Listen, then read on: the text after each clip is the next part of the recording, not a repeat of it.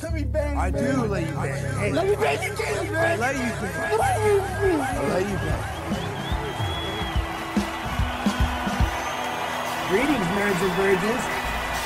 Go for Jesus. No forget Jesus, people. And I'm not surprised, motherfuckers. Ladies and gentlemen, it is time once again for your favorite mixed martial arts podcast. Recording out of Los Angeles, California, it's MMA Roasted with Adam Hunter. Who the fuck is that guy? Who the fuck is that? Hey everybody, welcome to the brand new MMA Roasted Podcast. Me, Adam Hunter. I'm here with my man, Bill Dawes. How's it going? I'm going to be covering my zit the whole time. It's like I either have like a lot of zits come at once or just one huge one. I'm not sure what's worse. I'm also 43 and still getting acne. There's all kinds of problems. That's good. It's a sign that you're young, right? Does it? Or that I'm stressed or that I'm not sleeping enough or my diet's bad. It's a lot of signs. But or testosterone, right? Yeah, testosterone. Thank God I'm married. You know, my wife says she finds it sexy. She's like, it makes you look manly. I'm like, yeah, she okay. finds your pimple sexy? Yeah, I go, does this gross you out? She's like, well, no, it makes you look like a man. And I'm like all right. By the way, this is what I knew. I was with a girl, and this is when I knew our relationship was over. True story. We were having sex one time, and she started picking a pimple on my back during sex. I was like, oh, this is over. That's too long. It's better than one on your dick, right? But yeah. So those don't pop though, do they? So we had a show last night. Together at the Soho House. If you guys don't know the Soho House, it's like this place in LA. I think they have one in Miami and New York. You have to be like a member, super exclusive. You have to pay a member. It's a good place. It's like $3,000 a year. $3,000 a year, and I guess like Brad Pitt or this one or that. You could see stars, DiCaprio, whatever. So there was a comedy show there, and a good-looking crowd. Like it was one of those like very good-looking. Yeah, which whenever they're really good-looking, I get nervous. Like if they're good-looking from Orange County, I'm happy because they're not affected. If they're good-looking from LA, I get nervous. I get nervous that they're more like there to be seen or they're on their phones. But this was actually like a great crowd. I don't know if it was because I did a whole week at Reno last week, so I did 8 shows. So I was like, you do 8-10 shows in a week. Yeah, you're in the groove.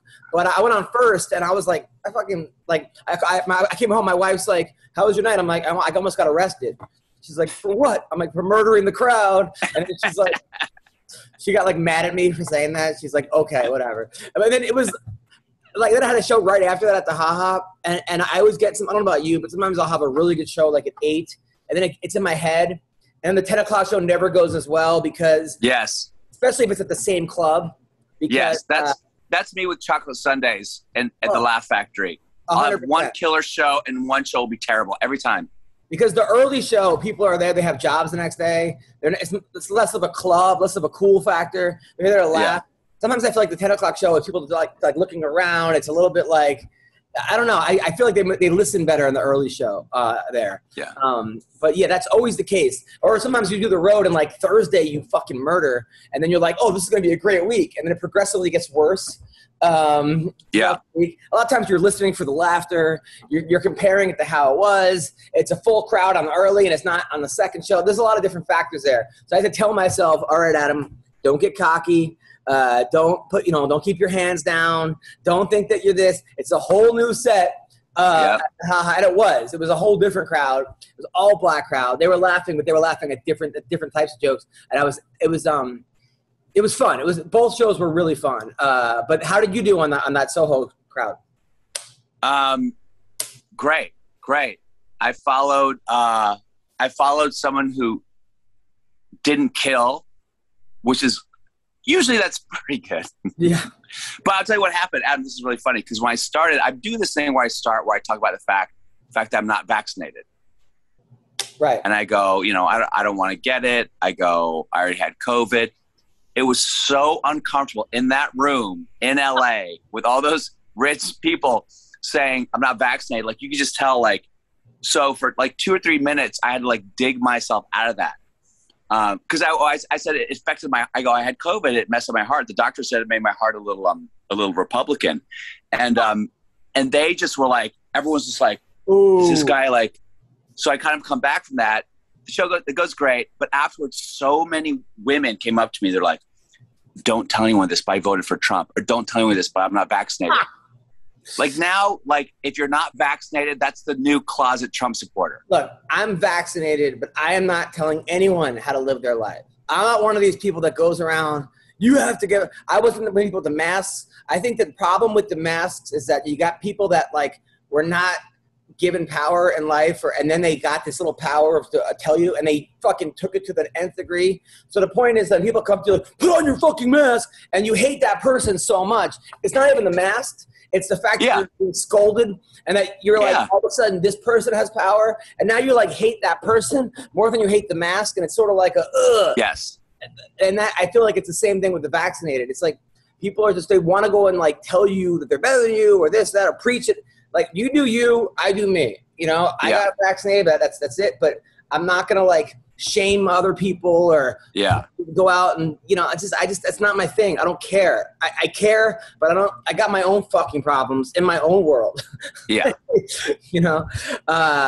So anyway, what are you doing? By the way, so you just had a baby. Yes. Can we tell your story a little bit about your first baby? Yeah. Okay, so your first time you had a baby, you didn't know you had a baby. A girl that you had hooked up with that was like a former colleague of yours, or you worked together, 3 years into had a baby, and 3 years later says, by the way, you have a child, right? So you missed the first 3 years.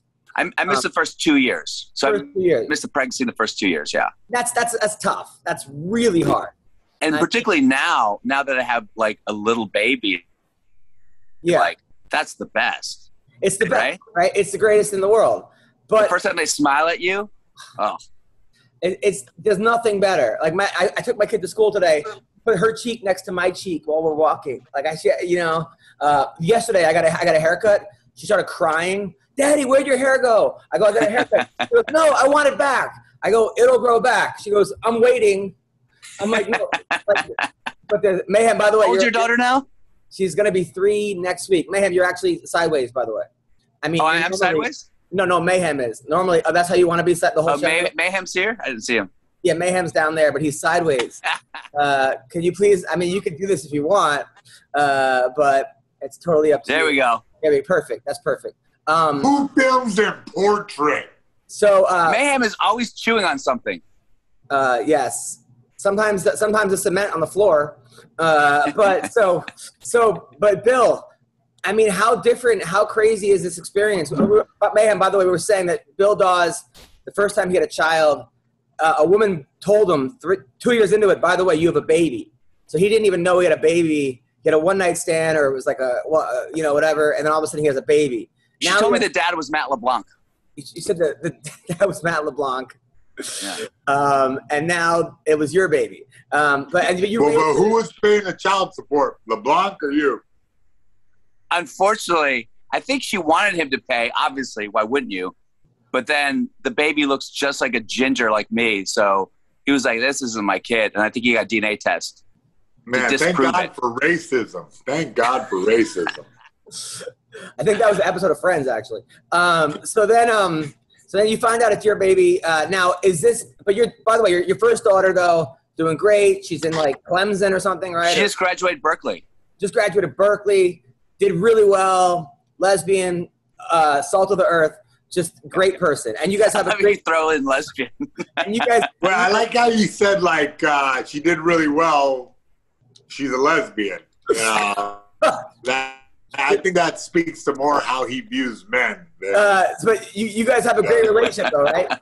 You guys have a great relationship now? Yeah. Okay, so now now doing this the second time around, this wasn't expected either, right? This was also a baby that was just sort of sprung on you. We'd broken up, and then a week later, she tells me she's pregnant. Man, your pullout game weak. So I mean now. But you're doing the right thing. You're taking care of the baby. How is it like versus the first time that there was you didn't do it versus now? I mean, is this a whole culture shock for you? Yeah. Well, I mean, it's just so weird being with a baby in the phase where they can't hold their head up. It's such a different thing, you know. Like just hold it. It's man. It's just I don't know if you have a kid, Mayhem, but it's sort of, you can't really describe it.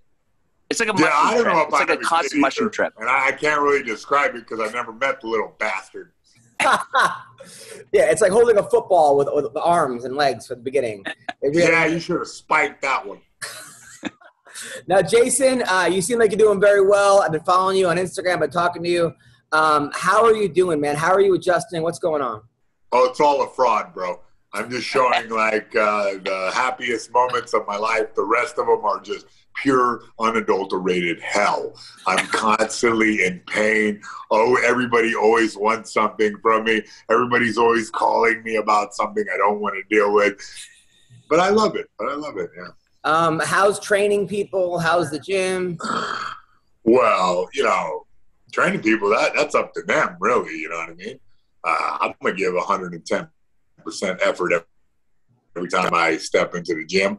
And, to be honest, there are a tremendous amount of athletes that are giving 100, 120, 150%, But, there's a bunch of fuck-ups, too. Like, that's just how life is. It's full of fuck-ups. And, these guys are going to learn, or they're not. Well, did you always give it? I mean, you had a lot of coaches. You had a lot of coaches. I get paid either way, you know what I mean? I'm just walking through it. I'm still living.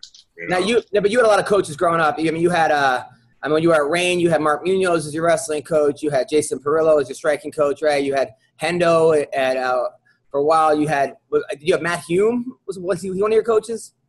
In Japan, advisor, not a coach. Oh, got it.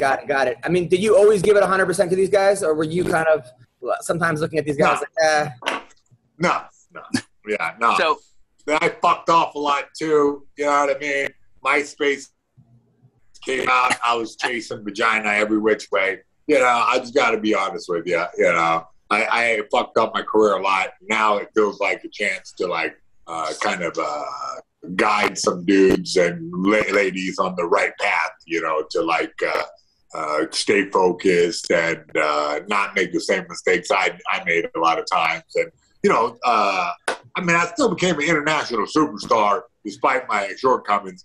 But I think that there's some people out there that will go way above me in the sport just because of their gifts and their hard work and their ability to focus and not be distracted by all the pretty lights and celebrity ladies and, men and whatever, whoever it is that distracts you, Hey, Mayhem, let me ask, this is a hypothetical. If you're Simone Biles' coach, what would you say to her to get her out of her funk? I don't know. To be honest, I don't know the intricacies of the situation, from the outside here, and especially because I come from mixed martial arts and not gymnastics, I would say, Simone, stop being a bitch and get back in there and fucking win the goddamn gold so we can get some more McDonald's sponsorships. But, that's just me. That's just how I would react. And I don't know the intricacies. Like I said, I don't know the ins and outs.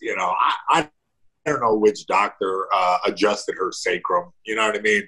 I don't know what the hell is going on with Simone Biles, so I can't really comment like that. As a competitor, I'm like, look, our best gymnast, get in there. Like, we need an individual gold. Come on, Simone Biles. But, the athlete side of me says, okay, she doesn't want to do it for some reason. Maybe she's starting her own gymnastics Olympic fighting championship. I don't know. I don't know what's on her mind or who's saying, hey, sit out this one.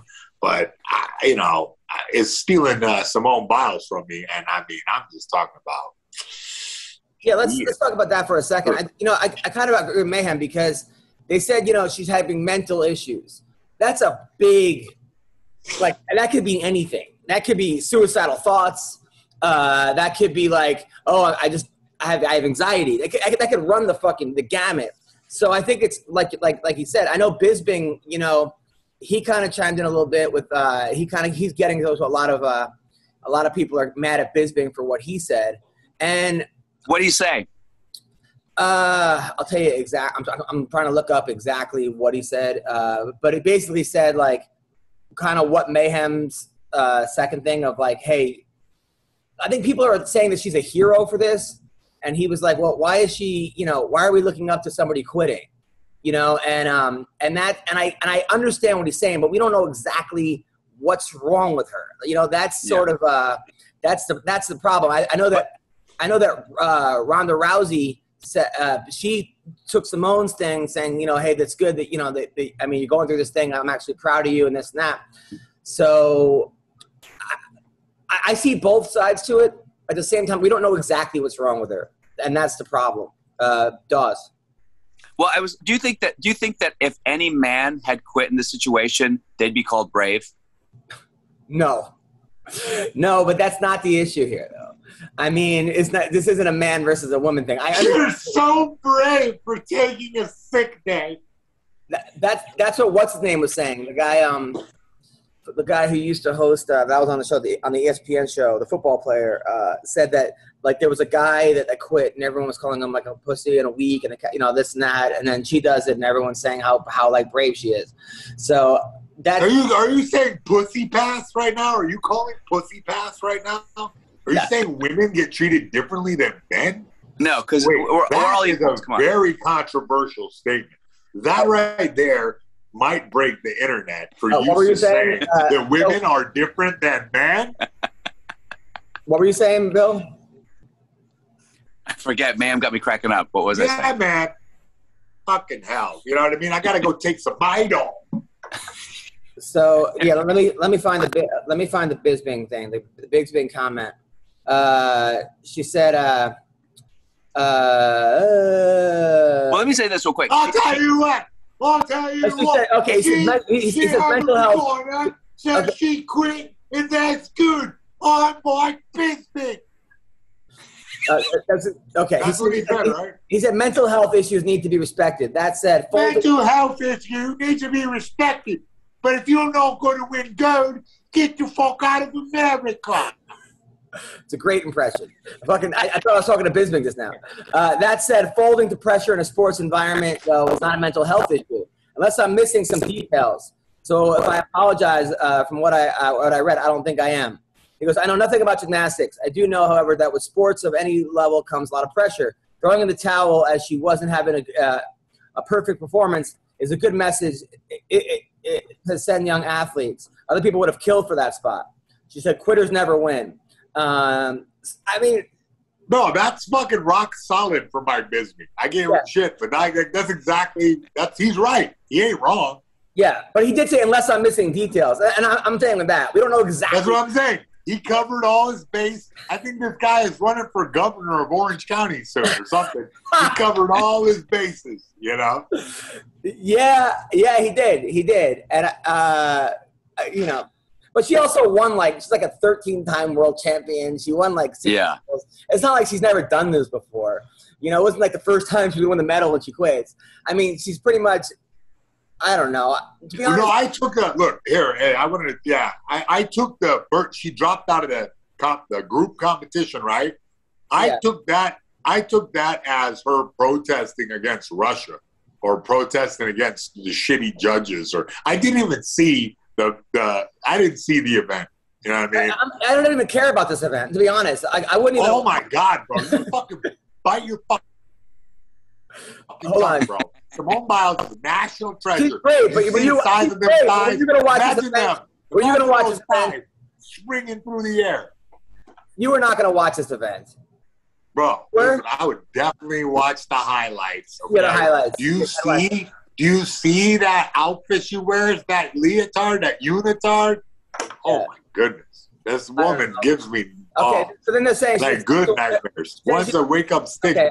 They're saying she's a sexual assault victim of convicted former UFC gymnastics team physician Larry Nassar. Yeah, of course. This motherfucker was – I made a joke earlier no one got. But, dude, Larry Nassar, screwed up a lot of women's life, dude. If anybody catch hold of him inside the prison, he's fucking done. He's done. Oh, not just done, done. Yeah, so what do they do? So a guy like him in prison, do they keep him by himself? Oh yeah. Well, they tried.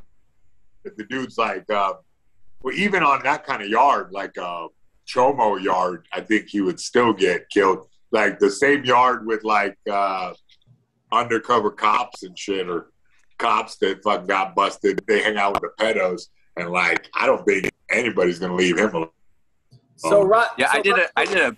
You ever do prison shows, Adam? No. I did like 2 prison shows, but we had to do 2 different shows because the first show was for the sex offenders, and the second show was for the murderers and violent criminals because they couldn't be together because the sex offenders would get murdered. Oh my God! It was that was their policy. They couldn't have them in the same part of the prison. I don't know. I was bringing comedy to sex offenders in prison. It's just what? Usually the comics are the sex offenders. I mean, I know it's just horrible. So Ronda Rousey goes, everyone judging Simone Biles doesn't know their foot from their asshole when it comes to being in her position. She's on the Olympic team while you're on Twitter. Whatever is going on cannot be grasped from outside. She's doing the absolute best she can given the situation she's in. Okay, but then people can't have opinions. So no one's. Who's that? Her mom wrote that? That's what Ronda Rousey wrote. Oh, but she's right. You know what I mean? Again, another good perspective. She's another good perspective. Yeah, but wait. So she's just saying Biscuit was right. Yeah, I know. Everybody's saying the same shit, basically. Like, we don't know. Yeah, right. I mean, but I'm glad Simone Biles is coming to MMA. You know, that way she can come on MMA Roasted. She's coming to MMA. Perfect. Mayhem, have you ever had a situation where you're fighting, not after you got hit, but you're fighting and you like forget where you are and like all that shit? Like you don't know what the fuck is going on? Yeah, like 6 minutes ago when me and Adam were fighting about a Biscuit quote. The Frank Trigg fight, right? The Frank Trigg fight when you got kicked in the head? I didn't. I remember the whole entire incident. I remember getting kicked in the face. I remember seeing the kick coming and going, "Oh shit, that's gonna be a good one."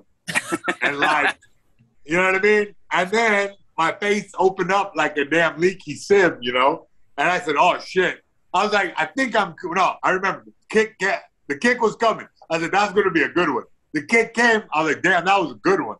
And then my face, I was like, "I wonder if I'm cut." And then my face opened up like someone had a faucet on top of my head. Reep, reep, reep, and was just bleeding. And I was like, oh, yeah. Oh, they're going to stop this one way or another. And then, like,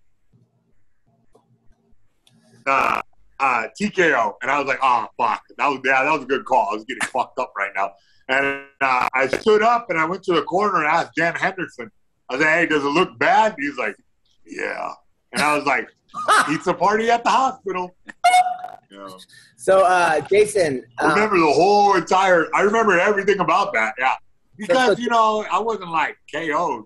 I was just like fucking dinked, and I knew that I had got dinked, and I knew I was cut open. I knew that somebody better order a pizza, you know. Frank Trigg, by the way, I believe is a very underrated fighter. He doesn't get the. Oh, what do you mean? He was at the time, bro. Like he was the fucking guy for a minute. He had that. He got overshadowed by losing to Matt Hughes. Matt Hughes, right? Yeah. Dang, bless his heart. Hughes, yeah, Matt Hughes, and like you know, it's just one of those things, you know, where you know, the real ones know. You know what I mean? People know. Well, Frank, and the thing about Frank though, and I like Frank a lot. He's still upset about that Matt Hughes thing. Like, he's still like, my life would have been so different if I would have beaten Matt Hughes. Like, it's still like, and I'm like, bro, your life is great. You got great family. You got great kids. You're a great ref now. You're an actor. You're in this. Oh, I know. But it doesn't matter. Like, that's the thing about people like Jason or Frank Trigg or Simone Biles. In order to become great at something like this, you have to have such a fucking one-track mind. Yeah. That it's not something you could just block. I mean, you can't just be like, oh, well, okay, you're right. You have to be obsessed. You gotta obsess. You have to be obsessive. Yeah. In order to do it, you have to have like something of obsession in you. And you know, no amount of Dalai Lama classes can make you completely calm. You know, because if you got into a sport that's like this intense. And, you know, and all competition is intense from Biles, you know what I mean? All the way, you know, Tiger Woods, like this, whatever you focus on and bring your intensity to, then, you know, it's going to be an obsession for you if you want to get any good at it. Now, your first fight in the UFC, they give you GSP.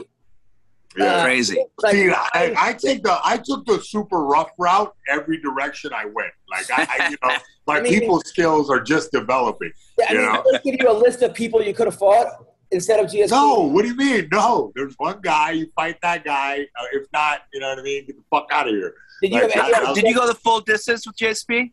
Oh yeah, I took him. Nobody thought that he could because the guy was just a smashing machine. And I gave him a good one, like the first TV fight, I think it was. But I don't understand. I mean, nobody told you like, hey man, this guy is a better. No, what do you mean? I saw tape on him. I knew he was fucking man. I knew he was like Canadian smashing machine, you know. So I was like, all right, get ready for that one with jiu-jitsu, you know. I figured I'll choke him out. So you thought, this guy's better at wrestling, striking? No, that's the other X factor is that we didn't realize how good at wrestling he was because he did like kickboxing mostly and bowled guys over with his karate style, you know. And then, he had like one or two takedowns, but he really developed that before he fought me. Like he was like, that was his game plan. So you figured he's better on the feet, you're a better grappler. No, I just figured let's get into that's what I definitely I figured. But I figured let's get into a firefight with him just to make him tired for the jiu-jitsu. But I don't understand. A lot of times they give you, or maybe back then they didn't, they go, here's 3 guys you could fight. Which one would you want? Oh, no, man. It was a much limited pool back then. Like there was less guys in the sport. It was less like elite guys to show on TV. You know, it was like not it was not the same time in mixed martial arts. He seems like a real nice, respectful guy. Did you? Man, listen, I know you want to like, for me, especially when I was younger, I had to hate a guy a little bit to really fight him. Like I had to get hype and hate him. But like this guy was just like a gentleman and like, that was like, I think that's the best approach, a professional, So what did you couldn't get in his head at all? You couldn't be like, did you say anything at the weigh-in? I was doing crazy shit at the weigh-in, you know what I mean? I had some platinum teeth. And I took my platinum teeth out. Like I just being my regular weird ass self. And and George just took it in stride. Yes, I am almost on the way. Like, hey, son of a bitch, look at me being crazy. Let me get in your head, motherfucker. Nah. This is George St. Pierre knows what's up. Yeah, this guy is he's like a French speaking Buddha. He is. Hey, Colby Covington on his podcast said that George St. Pierre did so well because that was a different era, and nowadays MMA stars would make easy work of them. Do you think that's true? Yeah, I mean that's ridiculous, dude. Sport moves fast, but not that fast. You know what I mean? It's like the guy is not Moses Gracie in 1932. We're talking about. Yeah. We're talking about who has Colby ever? Colby only compliments you after he beats you and you're retired, like a Woodley. He'll be nice to you at that point if he beats you up. Or if there's no chance of him fighting you, like if it's like a Daniel Cormier or something. Like if you're in his weight class and you're somewhere near him, he's never going to give you a compliment. This is a different. Oh, come on, this is Kobe. This is a different animal, Kobe. He thinks about everything differently. He thinks the world hates him right now. He thinks the world's out to get him. The world is out to get him. Now the big, and that's his mentality. You know what? The world is out to get you, Colby. You know what? You're not paranoid. Mayhem is telling you, Colby. They're out to get you, bro. You fucking keep that. You keep that in your head. Just because you're paranoid doesn't mean you're wrong. Now the big fight that never happened was Khabib versus GSP. Who do you think would have won that fight? Come on, man. Wait, what are we talking about here? You're joking, right? No, that was a super fight that everybody wanted. Why don't they fucking do it? I guess it was offered. Jake Paul stole the fucking dollars. Jake Paul stole all the fucking fight dollars. I'm asking you, who do you think? All right, how about this? The undercard. All right, 2 guys that are fighting, or a guy that you always wanted to fight versus a guy that you did fight and beat. Robbie Lawler versus Nick Diaz. They're fighting in September. I was waiting. I've been thinking about this all week and shit. That's But I don't know what the date on the fight. It's September, I think 25th. Oh, it's too early to start getting hyped up for that now. Who do you think's gonna win? That's like 6 fights away, isn't it? Somebody is next. I got important shit to do, Adam. Who do you think's gonna win the fight? This is a guy that you fought. What about him? Who's gonna Robbie Lawler or Nick Diaz? Oh, I don't know yet. You don't know yet. How can you know this early? You never heard nobody like, Well, Robbie Lawler has not looked good his last couple fights. He's looked a little bit like he's on the downfall of his career, the B side or even the C side. Nick Diaz hasn't fought in 9 years. I mean, his last fight. 9 years? It's been that long? His last fight, I think, was against BJ Penn, which he destroyed, but it was a shot BJ Penn, let's be honest. But he's still running marathons. He's still in shape. I know he was drinking a lot, but he seems like he's cut up and he's taking it seriously again. So he's got to be in his, 40? He's got to be pushing 40. I don't know how old Nick Diaz is, but he's getting up there.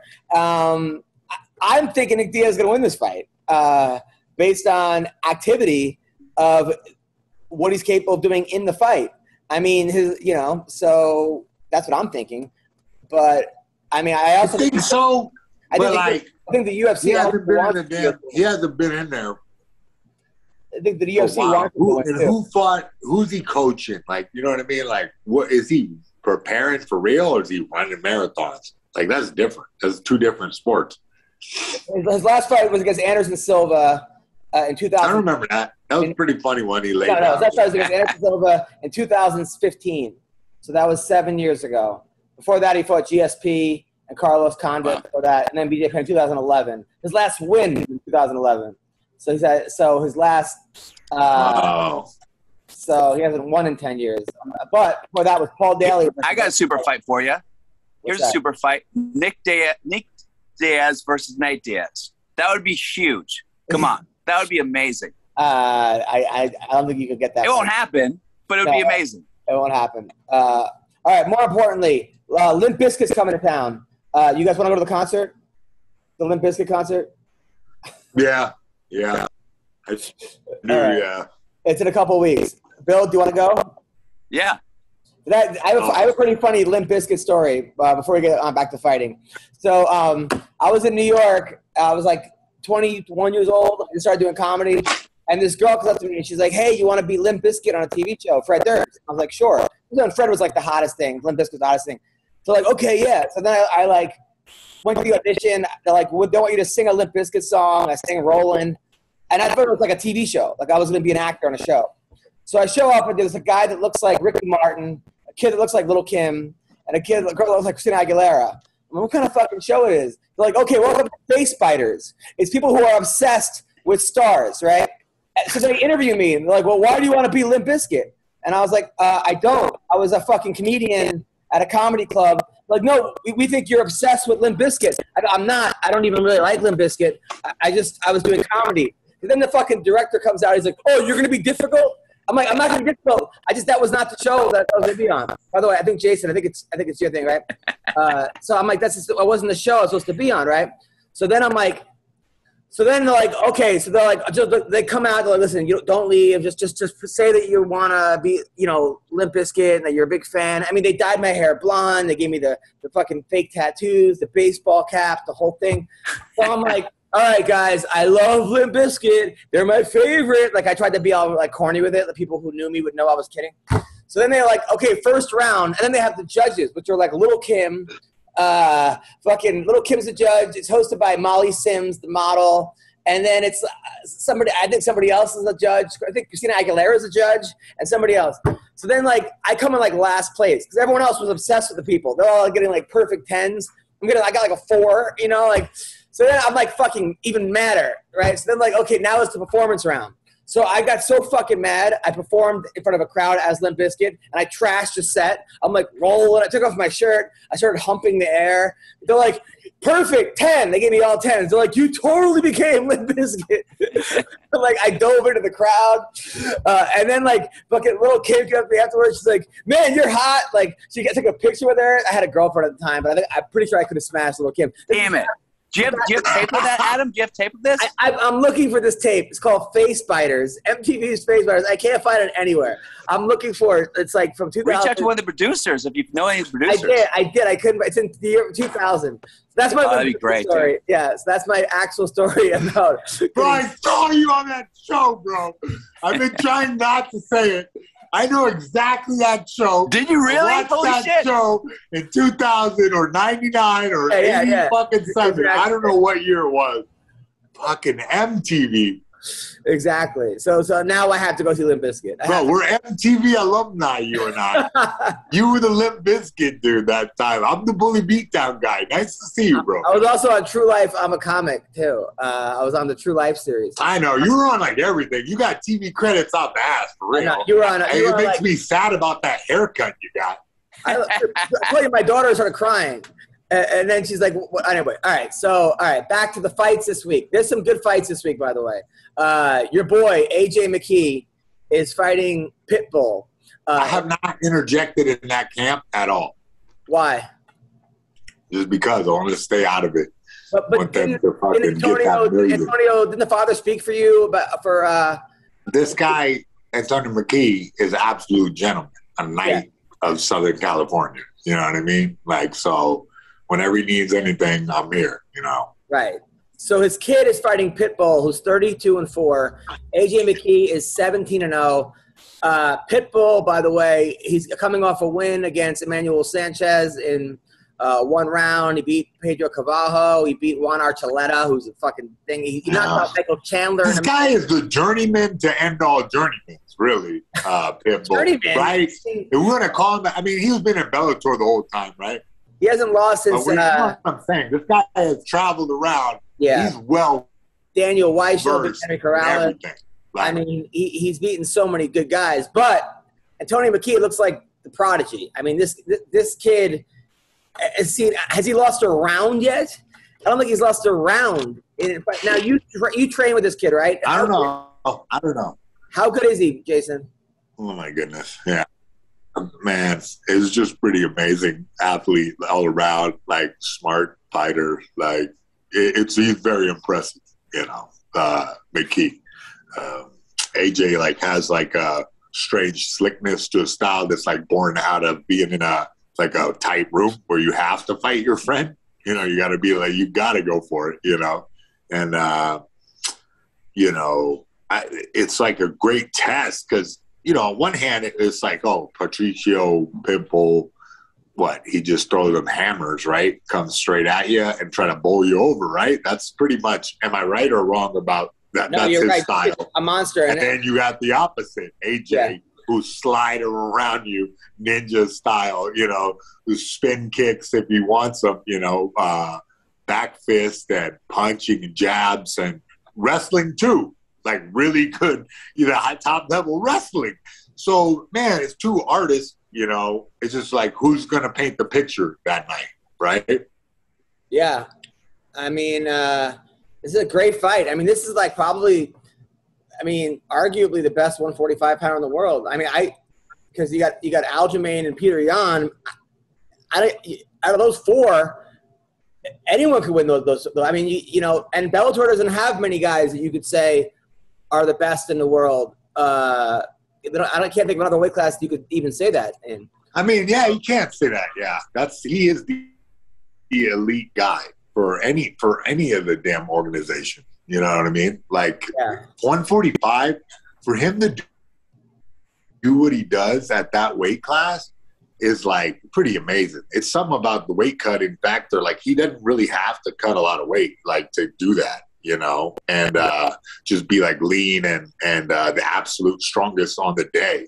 Like that's the most important thing, you know, is like when your body peaks. It's funny you say that he became the best guy in the room because he has a guy like in there, but then you got a guy like Pitbull who literally has a brother who's also amazing. It's like two guys that are also forced to be the best guy in the room. No, that's how it is, man. MMA is a family sport, you know, like everybody is like in there, you're sweating on each other. Who was a guy that you could say was your training partner that got you really good? Oh, man, multiple. I have, like, some face punch friends from all over the world that, like, helped me get better, you know? It really I mean, you're everybody's student, everybody's teacher in the room a little bit, you know. Your technique has to come born out of something that really works, you know, and then you make it your own, stylistically, I'm saying. But, man, you know, I got off I always get into the artistry of it instead of, I think you're asking me technical questions, right? No, I'm asking you, I mean, first of all, you tell me stories sometimes where, like, you spar with Mark Coleman. I don't even understand. Like, hey, Coleman, yeah. Like, no, that's was 245 pounds. I don't know if he was juicing or not, but, like, let's just say you spar with Pride Coleman. I mean, how did he not just obliterate you? No offense. No, the shoes, man. Wait, what? He's wearing his boots, man. Them boots. You kept healing He's wearing him, right? his boots. He wouldn't not wear his boots. And I'm like, hey, you know, I'm gonna leg lock you. And then like I did because of the damn boots. If I can catch on your shoe, jiu-jitsu, man, I just put my like pinky on his toe, you know, and grab. But if you're wearing boots, you got a damn handle there, you know. Now, when you were sparring, was he the Pride champ of the world when you're doing that? I think so, yeah, I didn't take into account that was at the time that's what was happening. So I'm saying, like, when you tap the Pride champ of the world over and over with leg locks. Bro, listen, it's him and Baroni fucking had a fucking yelling fucking match after that because Baroni was trying to tell him how to get out of a footlock. Mark Coleman's like, I can't get out. And they start screaming at each other. And I'm just standing there while civilians are watching this go down. One of the funniest like some dude who paid $25 mat fee to play like sport jiu-jitsu, and it's a bunch of MMA dudes about to murder each other. Like, and I'm just standing there like, you know, like a realtor, like telling two people that they can't have this space, you know. One of the funniest stories was Chuck Liddell, by the way, who wants to go into bare knuckle boxing, which I'm really against. Based on how he looked against Tito, like, dude, I know you need money, but come on, man. You know. Who he owed? The tax man? What the fuck? I don't know. I mean, the word was that he was. Chuck Liddell need money too right now? That was word on the street. I don't even know if that's true. He lives in, like, the nicest area in Calabasas. What did he do? Buy a laundromat? He lives in, like, Hidden Hills in Calabasas, but, like, his roommate. Oh, he's doing all right, man. Yeah, he's neighbors with Drake and the Kardashians. Yeah, what's the matter? He doesn't have a 7-Eleven close by. He's bad. But the thing about it, though, he told me a story that when he was in Pride, Mark Coleman and Randleman came up to him, like, the day before the fight when they were fighting, when he fought Crow Cop, and they go, hey, what should we do against Crow Cop tomorrow? And then Chuck Liddell said, you guys don't have a plan? They're like, no. He goes, all the way in or all the way out. And he goes, okay. And then he knocks out Crow Cop the next day. Then he was fighting Fedor, and Coleman goes, hey, I think the day of, he goes, how do I defend a leg lock? Which is like, Mark Coleman is like, that to me is like the greatest. You know what? Maybe that's what it is. Mark Coleman was looking for all the ways to get out of leg locks, right? So he's just roaming the countryside saying, hey, how do I get out of this leg lock? And, like, he visited Mayhem. He went to Tokyo, asked some guys about it. Yeah, I bet you can't get Mark Coleman in a leg lock today out of Oh, dude, you ever see that video when he pushed Rogan? Him and Rogan were, like, wrestling around. I believe it. They were, like, at a UFC. And Rogan was, like, kind of wrestling. And then Coleman just went, like, shoved him. And Rogan, like, flew. And this is, like... Yeah. And Joe Rogan's a tough fucking guy. I mean, of course. Like, but Coleman, it's a different level. Old man strength Coleman. Yeah, that's a like way bigger dude. Yeah, that's like Coleman. Oh my goodness, what a great guy. Mayhem, have you rolled with Rogan before? Yeah, we played at Legends in Hollywood, and also before that, we were over there at the Bomb Squad. Yeah, had Eddie Bravo and them in it. Yeah. How'd that go? Was he pretty easy for you to handle?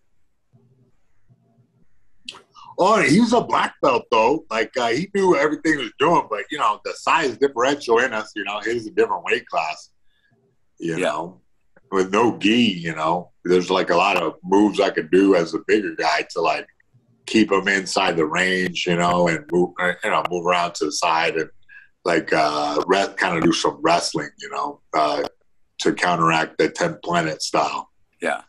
Who's the best jiu-jitsu guy in MMA that you've experienced, or you would guess?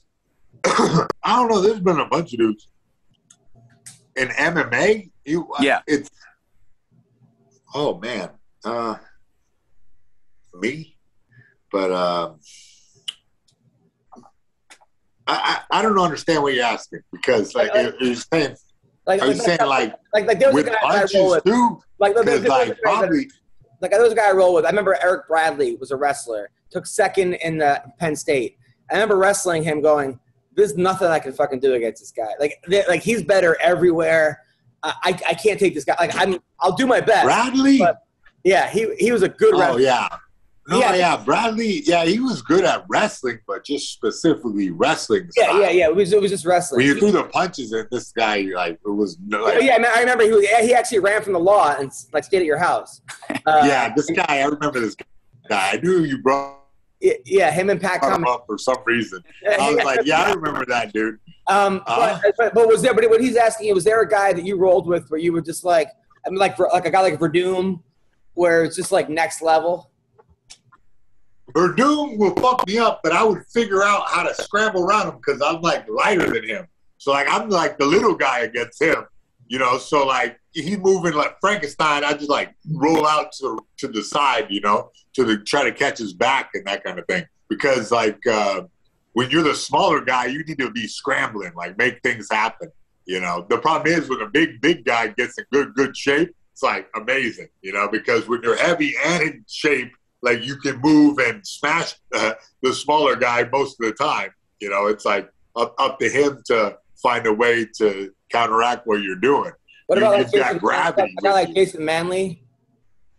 Manley has like good, like long tensile strength. Does like fluid maneuvers with his hips and shit, like Gracie Jiu-Jitsu style. Yeah. I remember I used to watch Paul Harris. I remember thinking at one point, like, how's anyone going to beat this guy? He looked so invincible at times, you know what I mean, with his jiu-jitsu. But then obviously you got to figure it out. I'm sorry, man. I didn't even remember watching no Harris fights. No, Paul Harris. He was the guy that wouldn't let go. He broke everyone's arm and legs. Like, he would get you in an arm bar. Oh. And he would fucking... Oh, Palaris. Yeah. Palaris. Yeah. Palaris? Yeah. Palaris. Yeah. But yeah, this guy, I don't know. I just think he like had the kind of, I don't know. I get it. He's like, I gotta snap this guy's leg or I'm not gonna make my money. Like, I feel like he's a nervous energy kind of dude, you know? Break his leg!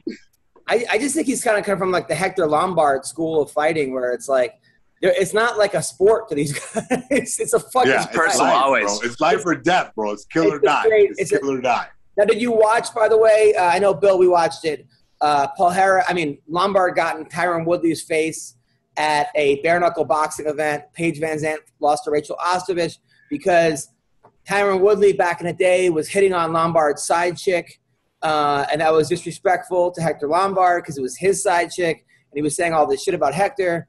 So does this girl side chick have a Twitter? Side chick? Twitter? It's called Hector's side chick, yeah. We got to get the side chick on the podcast. That's our next goal.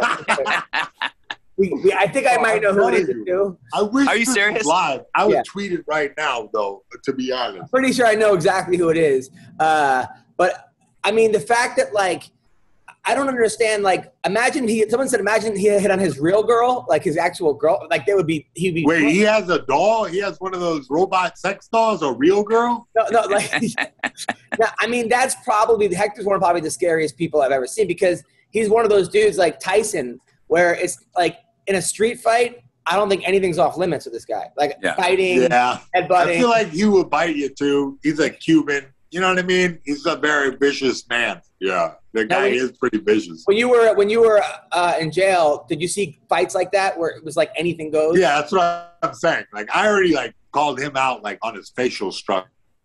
or something. I've seen that same devil inside other dudes, like, genetically. So I appreciate, I very much respect Hector Lombard, and especially when I'm in range. But I mean, what was some of the craziest things? He supports Trump. He supports Trump, bro. He's got a fucking fire inside him, this guy. Now, what was some of the things that you've seen? Like, you see a guy ever get his nose bitten off or anything, or his eyes raked out, or? Oh man, why are you gonna make me tell a story like this, bro? I feel like it's Sunday. It's like a nice day. You're in a fairy castle. You always want me to tell like gritty prison. We want to live we gotta live vicariously through you. That's what it is. I know, but it doesn't feel right. You got your pennants back there. Yeah, you're right. You guys go both sit in the alleyway. We'll be in the streets together. We'll be in these streets. Hey, go out in your front yard, Adam. Turn off your geolocation. No, you're right. No, that's like you know what I mean? Tyson, like when Tyson bit off Holyfield's ear, like it was like, yeah, he lost a boxing match, but he won. Yeah. He won the fight. I can understand why he did that. I can understand if you go back and watch the fight. I can understand why he did that. He was getting headbutted a lot, right? Well, Holyfield was doing that shit on purpose, knocking his fucking head against his face. That's pretty slick and like mean and illegal. But like Mike just couldn't take it. He was fucking, I'm done with this shit. I bit the guy. I could understand. I sympathize with Mike Tyson. There's so many things sometimes, Jason. Because when you're in the zone, trying to get the guy, really with hard ass punches, like. And then you're getting headbutted and the fucking referee's not, you feel kind of overwhelmed, you know what I mean? Spit your mouthpiece out. Then, you know what? I already went this far. And then, fuck it. I got a piece of his ear. Here we go. We're going to the commission with this. Well, I mean, sometimes I think that I'm like, you know what? Like, where do they come up with these tricks? Like, even when McGregor was getting beat by Poirier, he pulled the inside of the glove down and then up-kicked it. And Dustin said, "Hey, ref, and I'm like, that's a pretty fucking slick trick. As cheap as that is, I didn't even know that even existed." That's what I'm saying. I feel like if you could get away with it, it's kind of not cheating, right? Like if the referee didn't see it, like fuck it, you can't just stop the fight, go back on, look at every little angle of the. Hey, you see in slow motion here, Mayhem actually cheated, grabbed the guy's glove and punched him in the face. So like, oh, so what? The ref didn't see it? Well, I mean, I remember I had a wrestling coach in high school. When I went to Oceanside High School for like all the vacations, like I went to practice with the high school team before I went to boarding school. And there was a coach that was like an old school coach, and he would teach you how to like basically choke a guy out with like a head and arm, basically, and then shake him. And then shake him to make it seem like he's still moving. Yeah, like a reverse dart. Then you get the pin. You get the pin, and then the ref, and then the guy's still passed out. And I'm like, man, like I never even like what even like thought of that, But did you do it? Did you try it? No, because I didn't. I never did that. It was sort of like a Hail Mary kind of move. But Jason, when you're at the gym and like McGregor obviously was taught or figured out how to up kick while holding the gloves in. How many of those tricks do you guys like, hey, by the way, we can get away with this fucking thing? Like, is that like a thing that you guys talk about or people teach you?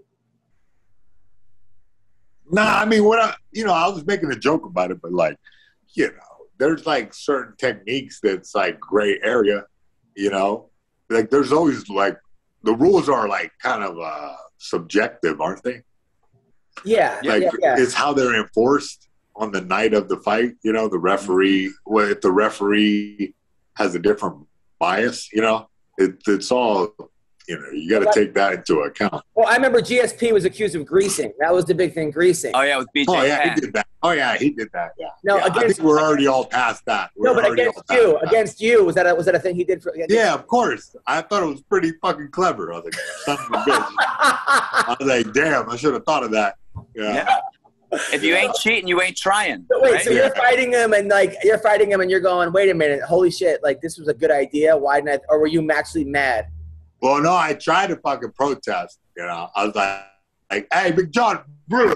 Like they fucking hit me with another elbow. So I watched the video.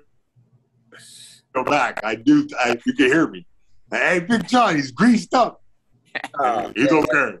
What? He's okay. Shit, Big John, bust my nose. Yeah, I mean, dude, when I remember I had Victor Ortiz at my house for the party, and like nothing gets me more upset. Remember when he fought Mayweather, and he finally was like kind of winning, sort of like he got mad, and he's like, yeah, he was fucking whooping him and like let up off of him. I know. Then he hugged him. Okay, then he hugged him again, and Mayweather's knocked him out. It's like little too much respect. Little too much respect. Too much respect. By the way, here's a weird rule I saw. If you're on your back and sometimes you side mount in the cage and you put your feet on the cage and you use your toes to pull yourself, you can't do that. Yeah. How the fuck else are you supposed to move if you're against the cage? No, I think you could have them. You could walk it. You just can't have your toes like in the cage. Like it's a weird thing. Like you can walk on it. You just can't like grip them. I've only seen that recently with the toes. Yeah. From what I understand. So UFC this week. Uriah Hall versus Sean Strickland. Sean Strickland's the guy. Remember that? I showed you that video, Jason, of the guy that you train with that was like the jiu-jitsu guy that you said was kind of at Perillo's gym. He did that weird like thing where you could snap your arm. Remember that big kind of fat guy but he's great at jiu-jitsu. And you said you trained with him before, and he's like kind of cheap. But you said he did it again against Strickland, and Strickland flipped out against him. Like Orlando. Yeah. So the guy that he fought. Orlando. Yeah. Now you said against you, he tried that or no? Was he cheap against you too? Oh, of course, yeah. But I saw that shit coming, and I was like, "Damn, that shit was sneaky." What is the move again? What is the move, man? Like a little kung fu whip of the dude's arm, you know. When you're in a clinch. When you're in the clinch, yeah. Yeah, so basically, you get his elbow to bend backwards, but it's his dumb fault for being relaxed while you're sitting there. You know what I mean? So you gotta catch it, you know. So there was a video that went viral. It's kind of like a kimura, like a standing kimura, sort of with your back. So there was a video that went viral. Basically, that Strickland is kind of a guy that like is known for going really hard at the gym. He goes 100%. He went up against Orlando, who had basically.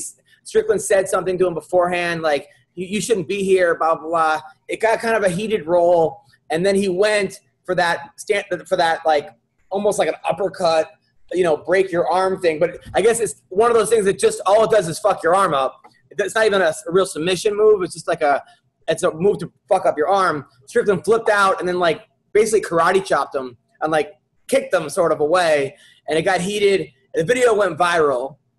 This guy got like fucking like death threats. This guy Orlando, but Orlando was like won Abu Dhabi. Why though? Why? He's like because everyone's like the guy's a UFC fighter. He's training. What are you trying to break his arm for? He's in a main event. He's fighting Uriah Hall. I mean, that's a pretty good point. You know what I mean? I mean, the guy is training for a fight. That's kind of a dick move. They're saying it was a dick. I mean, everyone knows that move now. So it was like one of those things where.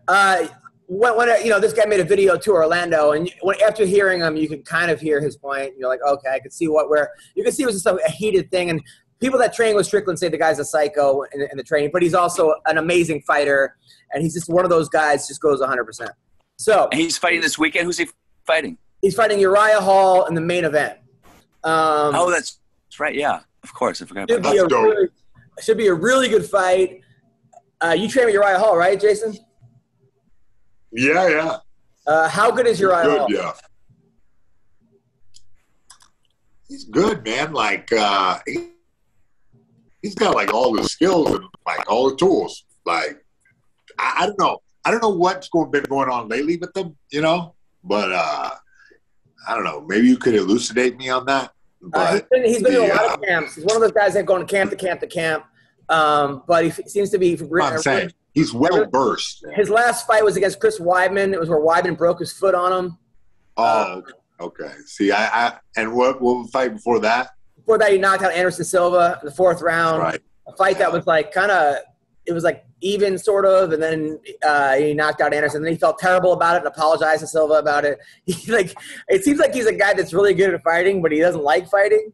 And it seems like really he might have some mental health things going on. Remember, back to the Ultimate Fighter, remember he said someone was a bully, but he wasn't. But you hang out with this guy, he's the nicest guy. I've hung out with him on numerous occasions.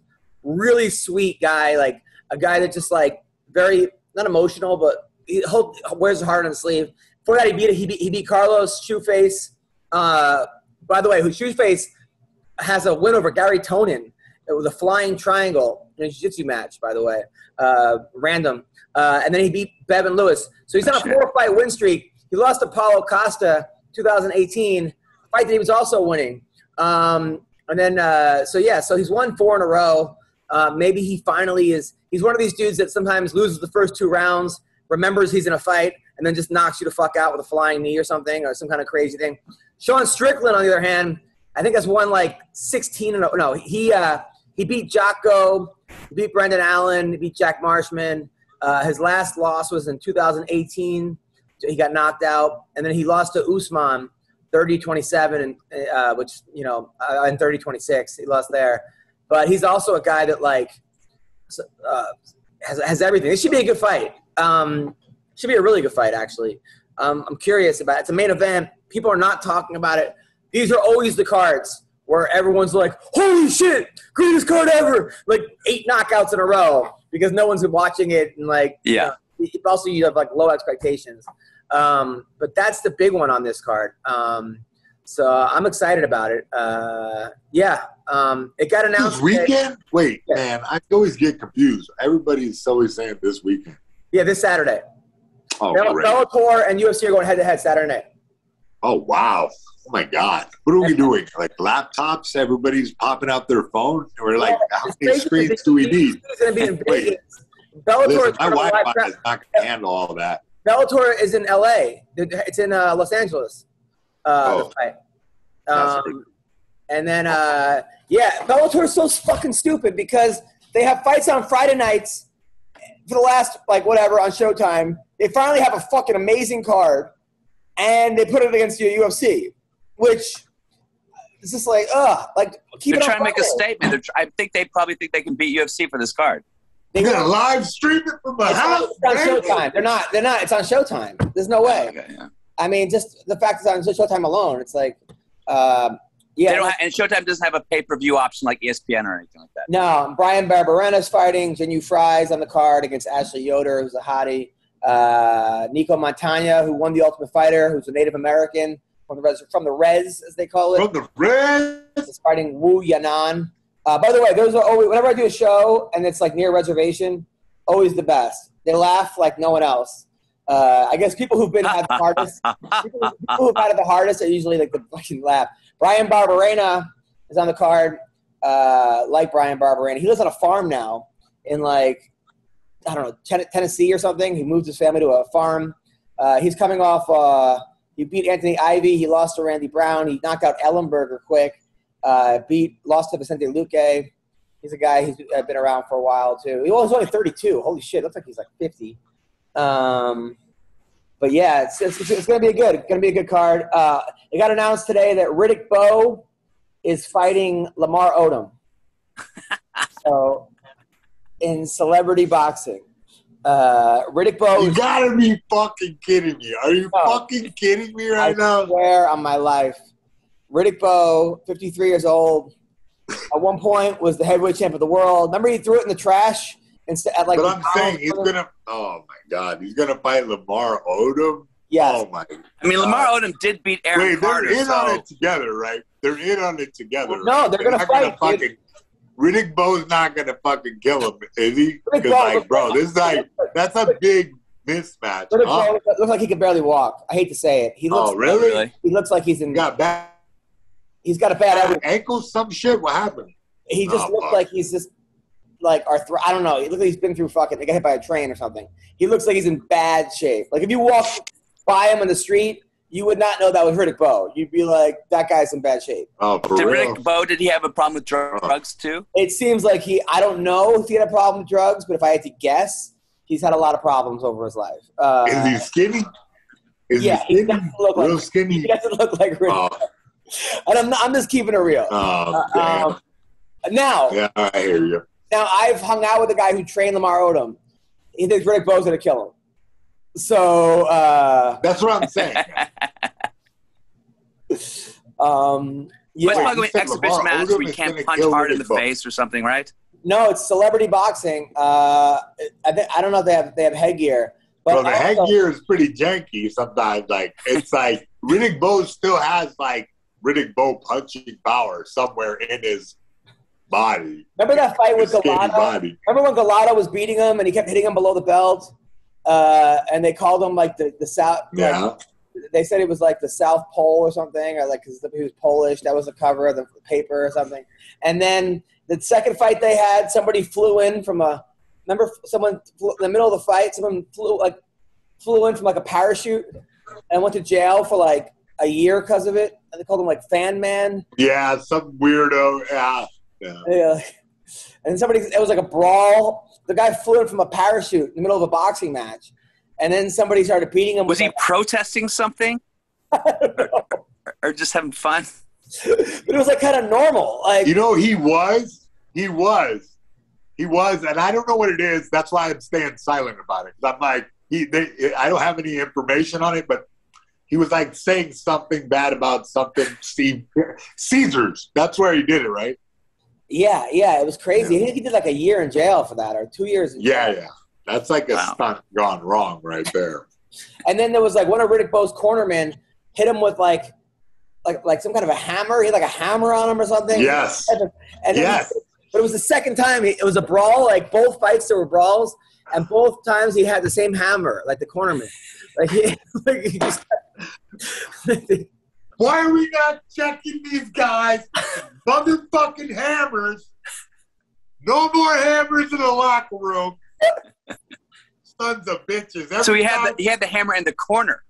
Yeah. Like the same cornerman just kept beating people up with hammers. It was some kind of foreign object. I don't know. I think it was something. Was the guy at least a carpenter? It was actually the rapper. It was MC Hammer. So Amanda. All right, never mind. So Amanda Nunes tested positive for COVID. Her fight with Pena is off. Now, Jason, you were saying in jail. Did you get vaccinated in jail? Yeah. You said someone died of COVID, right? Some healthy guy?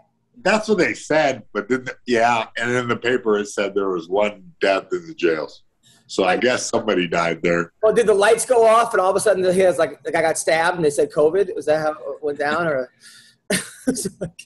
No, they just stabbed us all with COVID. Sorry. So Nunes versus Pena is off, which sucks because I don't know, man. I was rooting for Pena. Really? Of course, I love Pena. She's like a legit friend. Like I invited her to my wedding, like a friend. Oh, she was at your wedding. Holy shit! Well, she didn't come, but she was invited. But I like Pena. It was like a Rocky story for her. Like on paper, nobody was giving her a shot. No. She's a very talented mixed martial artist. Hello. Like she also believes as a master of the arts. Like she's fucking really good. Like a smart girl that like figured out all the different styles, you know? Yeah, she also. It was nice to see. She believes she can win too. Like that's the thing. It's like a lot of times people she like can.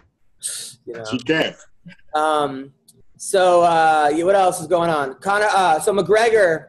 You hear what happened with McGregor? His tweets. So he tweeted out. I guess after Poirier beat McGregor, what's his name?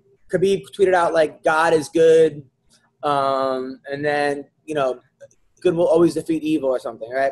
Something along the lines. I'm paraphrasing. Sorry, I don't have it in front of me. But Conor McGregor then tweeted out like COVID is good, father is evil.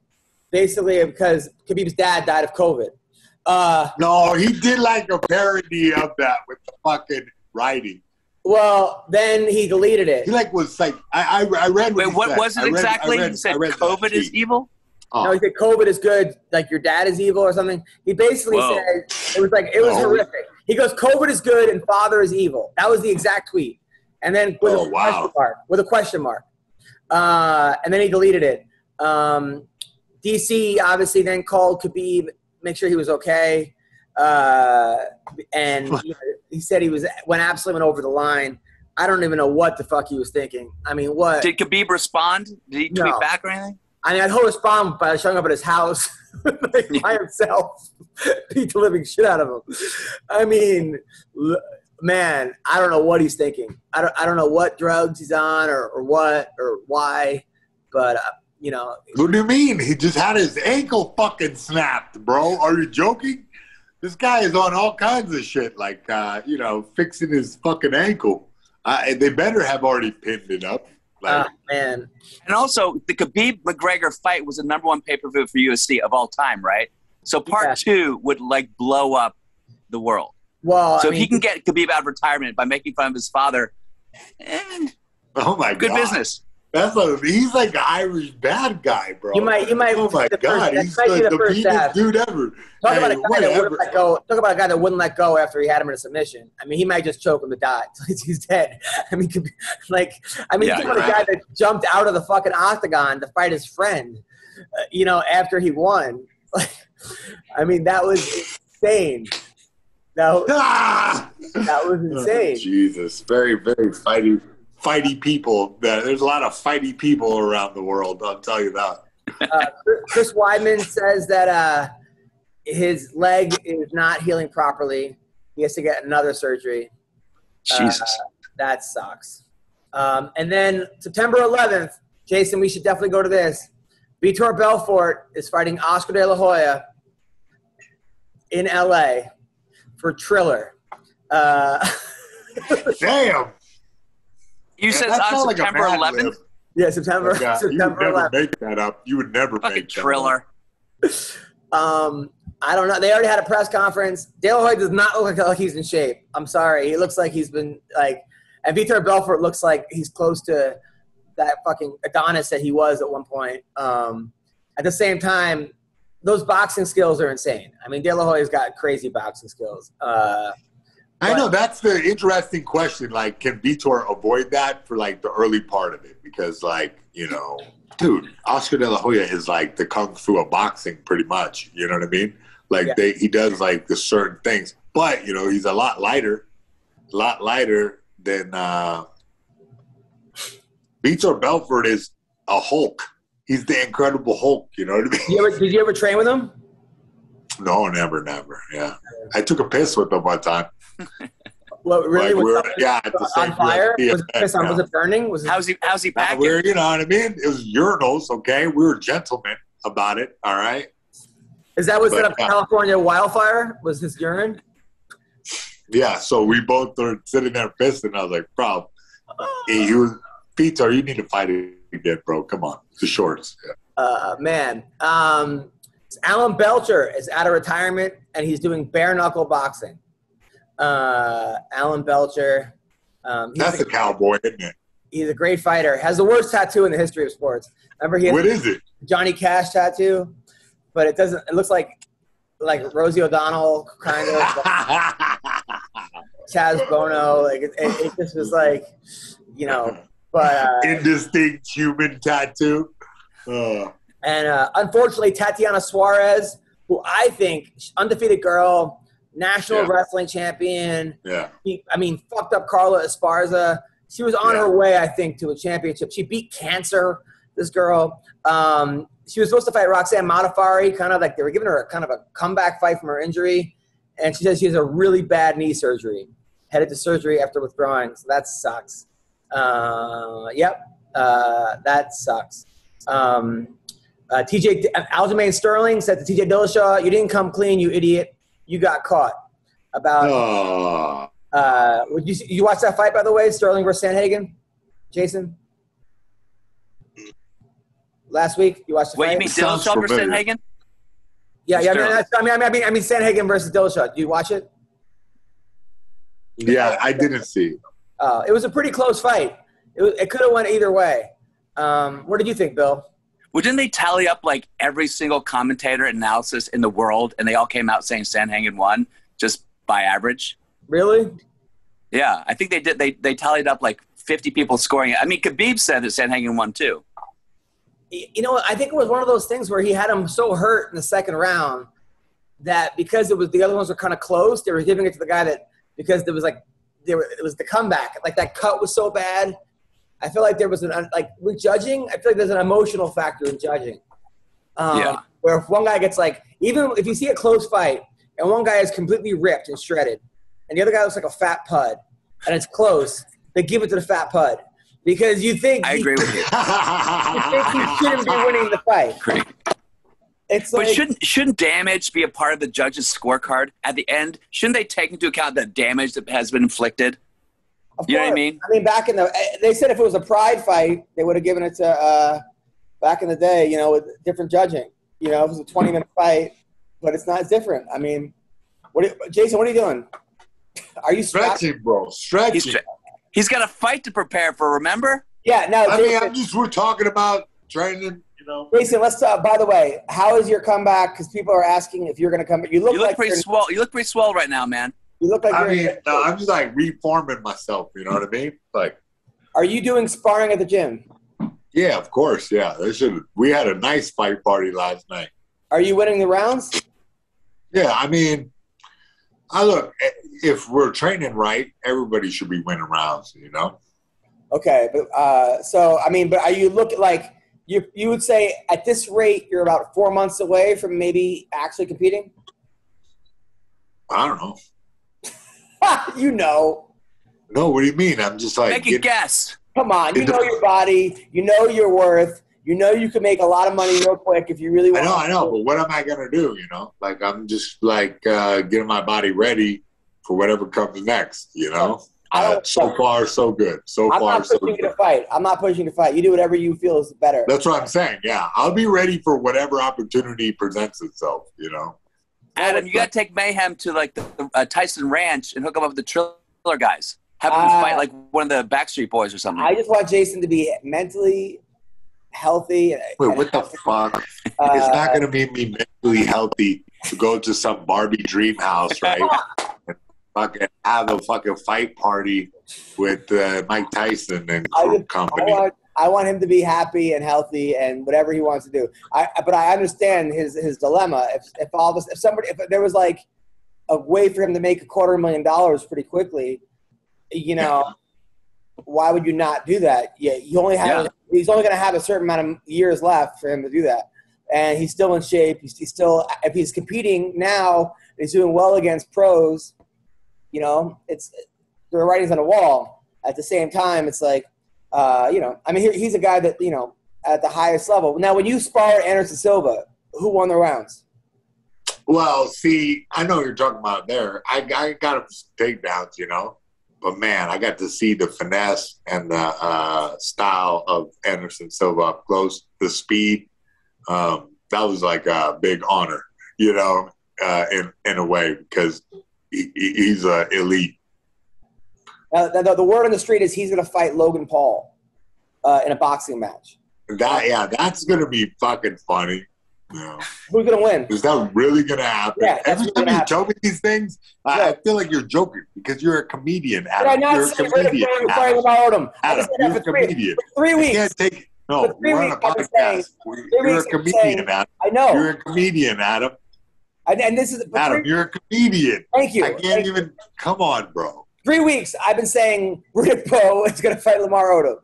Today it gets announced. And every time you say it, I'm like, this guy is just joking. No, according to Jake Paul, he's the one liking it. I mean, that's the word on the street. Jake Paul liked it on Twitter, so that means Logan Paul liked it on Twitter. So what? Google Logan. Look, they're trying to get Google woke him. Google woke him. No, Google Logan Paul, Anderson Silva. There's a fucking. No, I'm not Googling nothing, man. Don't just send it to me. Who wins the fight? Man, I don't care.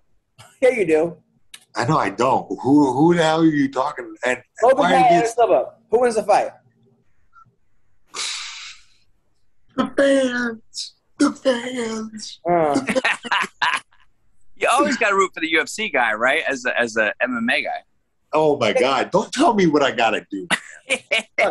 If Logan Paul, if those guys fought the same night, right? The night that Anderson Silva beat Chavez Jr., I think he runs through fucking Logan Paul. I mean, Chavez Jr. is a high-level fighter, a guy that went 12 rounds against Canelo.